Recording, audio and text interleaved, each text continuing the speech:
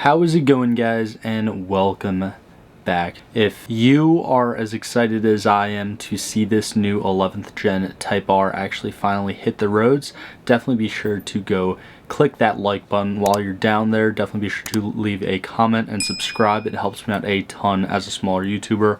Also click that little bell icon down there too to turn on post notifications and actually get notified every time that I do post a video. For today's video, we are going to be taking a look at the newly officially released 2023 Honda Civic Type R. There's been a lot of teases up until this point, but now we have a bunch of pictures of what the car actually looks like. I do know that probably like a month or two back now, I made the video reacting to the teaser trailer that Honda put out, where I believe the new Type R was racing around the Nürburgring, but I still think that it was a little bit like camouflaged or whatever in that video. But here is the actual product.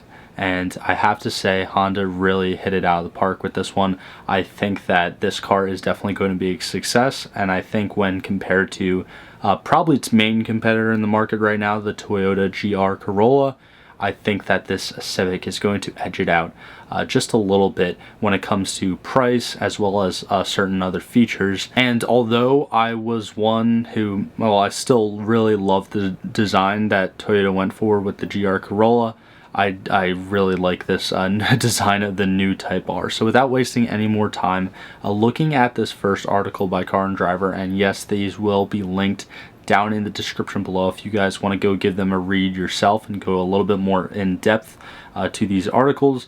But here, let's just go through like the photos first, I guess. And here is the new Civic Type R, the 2023 Type R. Picture of the front here. Not a ridiculous amount has changed from the previous 10th gen Type R, but a common theme that we're going to be seeing as we're looking through these photos is that Honda has drastically kind of tuned down the styling, which I am a huge fan of. This Civic definitely looks a lot more mature compared to the previous generation's Type R. They still kept the like little tri-tip exhaust, which I think is really awesome. For some reason, I think that tri-tip exhaust or the tri-tip like muffler or whatever in the back just looks really cool. The new, again, GR Corolla has the same thing, and it's a center exit just like this Type R, and I just think it's really neat, and I like the style pattern and the trend. I'm definitely here for it. I hope more new vehicles in the future, new little hot hatches in the future follow suit with that. But another thing I definitely wanted to point out, in the rear here, you can see that it's much more rounded than the 10th gen Civics and the 10th gen Type Rs. I do think that it looks a little reminiscent of a 9th gen Civic. If you don't know what they look like, I'll edit in a picture of one in the video right now, but once you see it, you kind of can't unsee it, and I don't think that's necessarily a bad thing. I definitely think that it still works with the taillight design as well as the Type R spoiler right here. And let me tell you one thing, I am one that certainly hated on the 11th gen Honda Civic design when it first came out, I think this past fall. The regular Civics for this new generation, I really just don't like. They're very bland cars. I don't really like the design that much, although yes, they are, you know, a mature design. I think that this Type R is really, really awesome. I think the Type R definitely looks a lot different than the new Civics. Some people may disagree with me on that, but I think just comparing the cars head to head, I think this Type R does look a lot more appealing to a car enthusiast audience. And from what I've been hearing, I mean, this article was just released 2 days ago now, and the car was just released 2 days ago now officially. And from what I've been hearing from Honda enthusiasts is that a lot of people are enjoying this. Now, yes, there's obviously going to be some haters out there with the design, but I think this is a much better direction that Honda is taking compared to the 10th gen Type Rs. And one thing that I just couldn't get over with the 10th gen Type Rs is the amount of fake vents, the amount of jagged lines, the extra aero. It was just a little bit, you know, unnecessary. It looked like something a 5-year-old might customize on a Need for Speed or a GTA game. Like, it was just a little bit much, especially for a stock vehicle. I still do like those 10th gen Type Rs, don't get me wrong. They're great little cars. But this 11th gen just looks a lot more mature for an kind of older audience, and honestly, being Honda's kind of flagship ever since now they're starting to move away from the NSX production, this Type R is really kind of got to carry Honda and Acura, I would say, on its back when it comes to performance vehicles. Now, probably the most interesting point made by this Car and Driver article is in this little paragraph right here, where they talk about how the 10th gen Type Rs were actually on 20-inch rims with 245 by 30 Continental Sport Contact 6 summer tires, where these new 11th gen Type Rs are actually going to be on 19-inch wheels. So you're going to have thicker sidewalls, and also they're widening the tire. It's going from a 245 to 265, and it's also a Michelin Pilot Sport 4S tire. So a better tire, a wider tire, and more sidewall. So this car should be able to corner and pull a little bit more G's on the skid plate and ultimately get better track times. Honda has also said that this is going to be, quote, the most powerful Type R ever.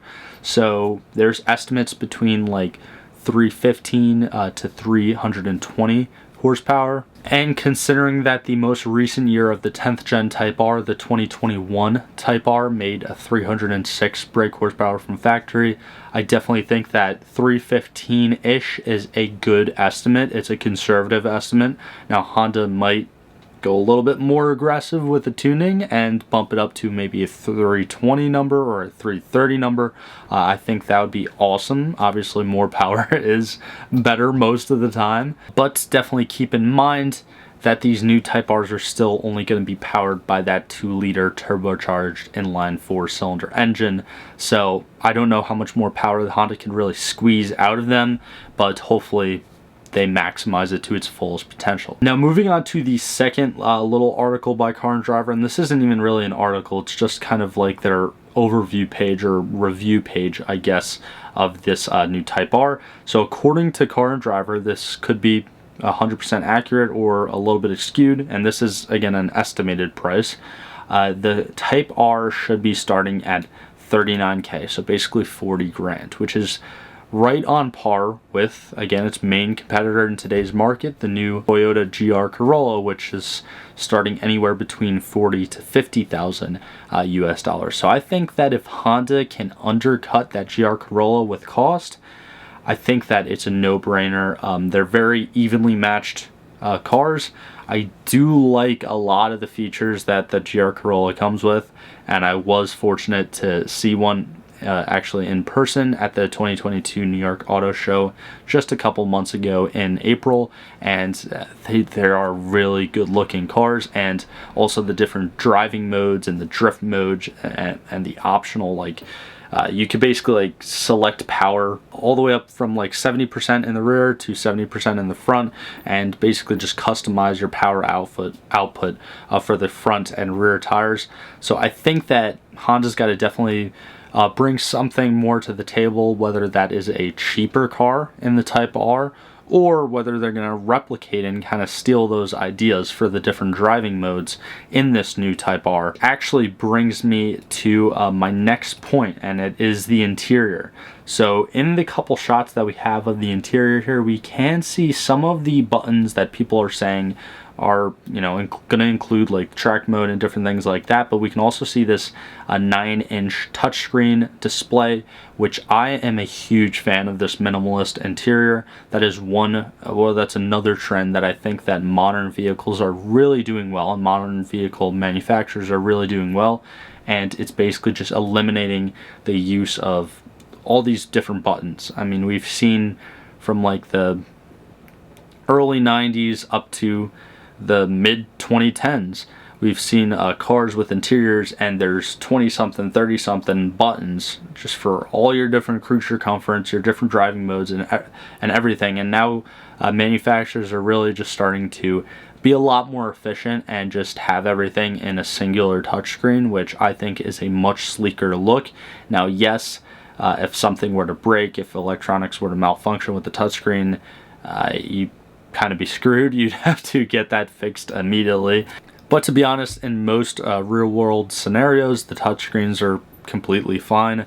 And another thing that I really like about this interior is the gear shifter knob, as well as the, again, electronical display for the tach and the speedo right there, which I'm assuming could potentially change depending upon what driving mode you're actually putting the car in. Here are just a couple more pictures of the interior, little kind of angled shot there, and also the seats are just beautiful. I mean, for a car that's starting at 40 grand, yes, I know that's still a lot of money, but for what it is, I think these seats are really, really badass.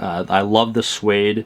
I love the fact that they're actual like sports seats. They're not full-on bucket seats, but at the end of the day, they're probably something that will be comfortable sitting in traffic with, as well as taking hard, corners on a track day. And that's really what this car is designed for. It's designed to be, still that daily commuter Civic, I guess, like Civic Accord style economic vehicle, but at the same time, it's still a little hot hatch beast that you can tear up corners at track days with. I also really love the Type R embroidered in the headrest of the seats.